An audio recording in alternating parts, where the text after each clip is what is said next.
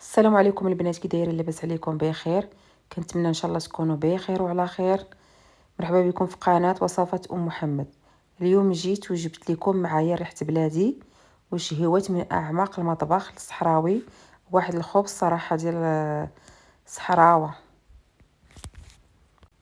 بزاف منكم كيسولوني يا محمد كيفاش كيجيك الخبز بالشحمه، خفيف ومنفوخ وما كيضرش في المعده.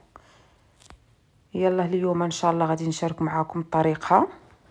بسم الله على بركه الله. غادي نبداو بالمقادير. غادي نحتاجو السميد، زلافه ديال السميد، زلافه ونص ديال السميد. وغادي نحتاجو كاس ديال دقيق القمح.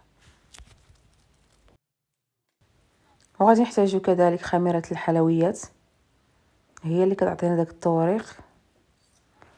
وغادي نديرو الملح حسب الذوق، ملعقه السكر، ونصف ملعقه ديال خميره الخبز.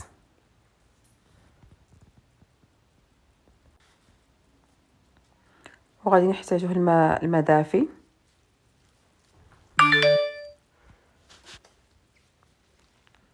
غادي تتبعوا الطريقه وغادي تعرفوا باللي هاد الخبز ديال الشحمه ساهل، ما فيه لا دلاك، ما فيه لا تدلكو لا تعجنو لا تورقو لا حتى حاجه. والنتيجه تبارك الله ما شاء الله غادي تشوفوها في التالي. غادي تتبعوا معايا الطريقه. شفتوه العجينه كي دايره؟ خصها غير شويه ديال الخضر، وما تقصحوهاش بزاف وما تجريوهاش بزاف. خصها تكون قاصحه، عفوا خصها تكون قاصحه شويه على ديال البغرير.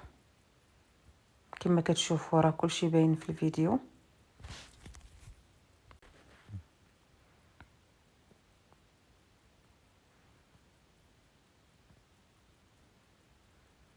ها هي حنعجنوها غير بحال هاد الطريقه،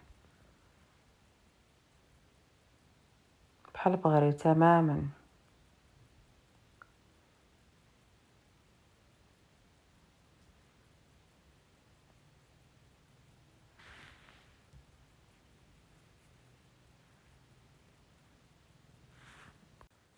صافي. وغادي نغطوها بواحد الميكا بلاستيك غذائي.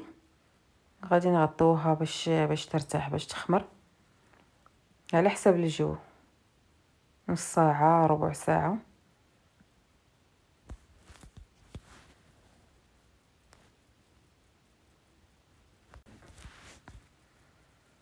صافي. وغادي نمشيو للحشوه ديالنا. الحشوه غادي نحتاجو الشحمه محكوكه. غادي نحكوها، ما نقطعوهاش الطرف باش ما تجيش باينه. وغادي نحتاجو المعدنوس والبصله والتوابل. غادي نحتاج الابزار، الكمون، والزريعه ديال القزبر والابزار. واللي كيبغي الحار يدير ليه الحار، وشويه ديال الملح. صافي. غادي نديرو شويه ديال الزيت وغادي نديرو هاد الشحر. ها هي ملي تشحرات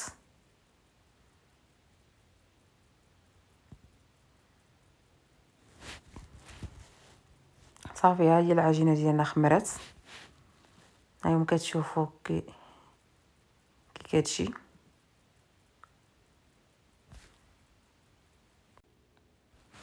صافي. وغادي نسخنوا المقله ديالنا، تكون المقله ثقيله، وغادي نسخنوها مزيان. عاد كنرشوا فوقها الزيت، كاع نوزعوا الزيت كامل المقله كامل كما كتشوفوا.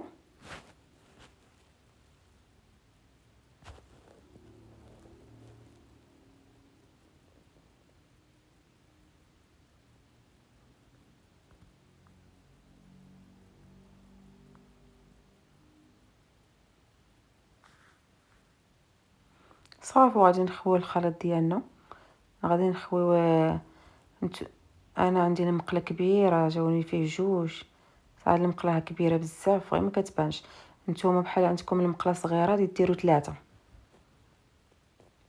صافي. وغادي نوسعوها كامله للمقله. راه كتجي ساهله. غير خصك تقبضوا معاها شويه د الخاطر. صافي ها وسعناها كامل. ما تخليوهاش غليظه، ما تخليوش العجينه بزاف. صافي وكنهزو هاد الحشوه اللي ريحتها تبارك الله كتشهي، فيها واحد الريحه واعره. وكنبداو نوسعوها من الوسط واحد حتى الجناب. ندوها في الوسط، ما نخليو حتى بلاصه، ضروري ما تخليو حتى بلاصه خاويه باش فين ما عطيتو في هذا الخبز تجيكم عامره. صافي وغادي نغطوها بالعجينه ديالنا. غادي نغطوها من الفوق كامل، غير ما تكثروش، بقاو ديروا غير شويه د العجينه وتوسعوها كامله. نغطيو الحشوه ديالنا كامله،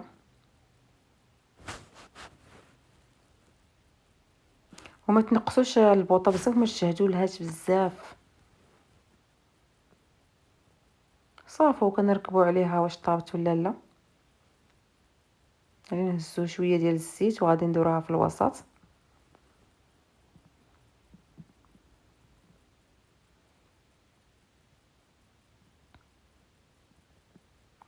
صافي وغادي نجيبو واحد جوج كتاتن غادي نهزو بها المقله.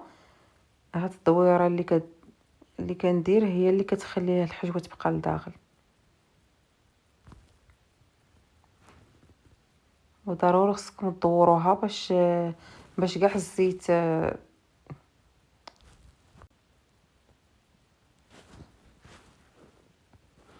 صافي وغادي نديرو شويه ديال الزيت من الفوق باش نقلبوا هاد الخبز ديالنا. شوفوا تبارك الله كي كيجي محمر ومقرمش، كيجي في واحد البنه. صراحه غير جربوها البنات، راه ساهل.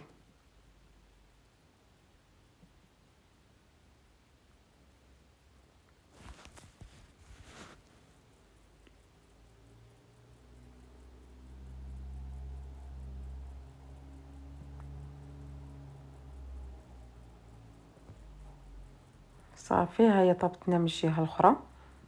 نستناو تشوفوا كي جات محمره.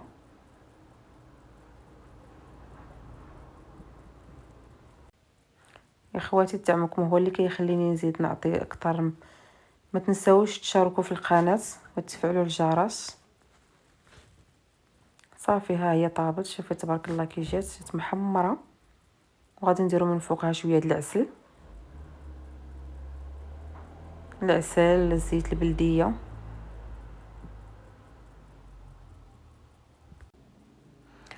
وهنا كنكونوا وصلنا لنهايه الفيديو ديالنا. شفتوا تبارك الله الخبز بالشحمه صحراوي كيفاش جا بنين وريحته عاطيه في الدار كامله. كنتمنى من كل قلبي تجربوه وتردوا عليا الخبر في التعاليق. شوفوا كي جا تبارك الله، راه عاد سخون. كتجي في واحد التقرميله، واحد البنه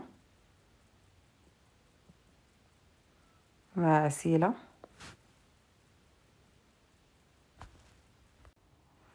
بالصحه والراحه.